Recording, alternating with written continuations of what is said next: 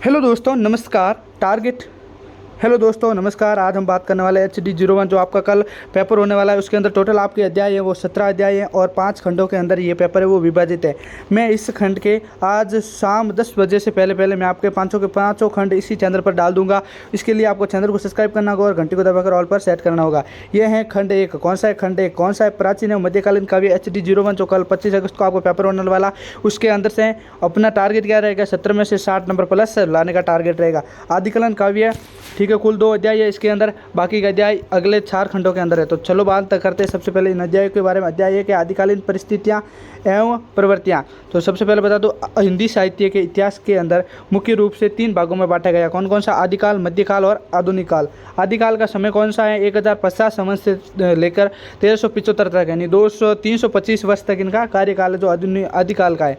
अब बता देता हूँ मध्यकाल कौन सा है। मध्यकाल को 2 रूप में बांटा गया, भक्तिकाल और रीतिकाल के अंदर। भक्तिकाल का समय वो है 1375 से लेकर 1700 ईस्वी तक, और रीतिकाल का समय जो 17 से 1900 ईस्वी के बीच है। अब बात करते तो आधुनिक काल। आधुनिक काल 1900 से आज तक है जो आधुनिक काल है। अब बात करते हैं आदिकाल की परिस्थितियाँ। आदिकाल की मुख्य रूप से 5 और 6 परिस्थितियाँ। एक है राजनीतिक परिस्थिति, दूसरी है सामाजिक, और तीसरी है धार्मिक परिस्थिति, चौथी है सांस्कृतिक परिस्थिति, पाँचवीं है साहित्यिक परिस्थिति, और छठी है वो है कलाओं की स्थिति।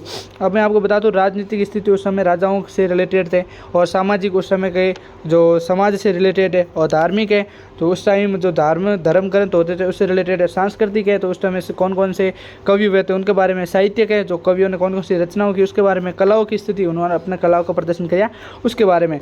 चलो बात करते हैं आदिकाल की प्रवृत्तियाँ कौन सी है। तो ऐतिहासिक काव्य की प्रधानता, कि वो ऐतिहासिक काव्यों को प्रधानता देते थे, और लौकिक रस की रचनाएं, और तीसरा है वो है रासो ग्रंथ की प्रधानता थी, और चौथा है अधिकतर रचनाएं हैं वो संदिग्ध थी, और 5वां वो है युद्धों का चित्रण मिलता है। टोटल इसमें 12 से 13 है, लेकिन मुख्य इंपॉर्टेंट 5 थी तो मैंने आपको बता दिया।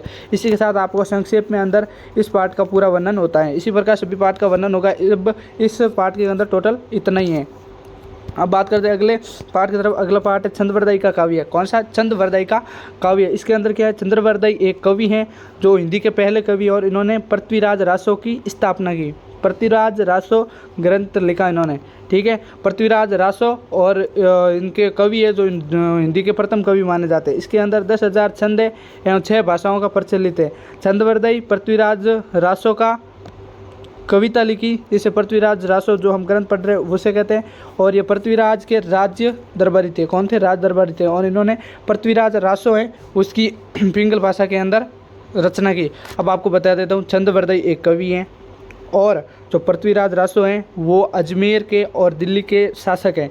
तो पृथ्वीराज रासो का जो ये छंदवरदायी था, एक मित्र था, एक सहायक था, और एक राज दरबारी कवि था। इन्होंने पृथ्वीराज के सारी उपलब्धियों का वर्णन किया है, वो पृथ्वीराज रासो के अंदर किया गया है, ठीक है। जब पृथ्वीराज रासो व उनके मित्र गौरी के सामने ले गया, जब गौरी ने इनको तराइन के दूसरे युद्ध में हरा दिया और इनके मित्र छंदवरदायी को और गौरी को ले गए उनके सामने, तो छंदवरदायी ने पृथ्वीराज को एक हिंट दिया कि 4 बाँस 24 गज अंगुल छष्ट प्रमाण ता ऊपर सुल्तान है मत चूके चौहान, कि तेरे ऊपर सुल्तान है, शब्दभेदी बाण से उसको मार दे, आंखें फोड़ दे, क्योंकि पृथ्वीराज की भी आंखें उन्होंने निकाल दी थी साले गौरी ने।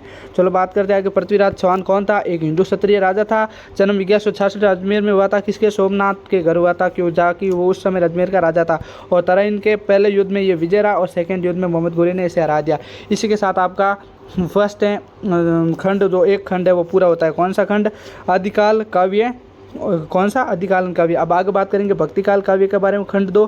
खंड 2 के लिए वेट कीजिए, घंटे डेढ़ के अंदर उसका भी पार्ट आ जाएगा। तो उसके लिए आपको चैनल को सब्सक्राइब करना होगा। धन्यवाद। जय हिंद, जय भारत। भगवान आपको खुश रखे और मुझे भी खुश रखे।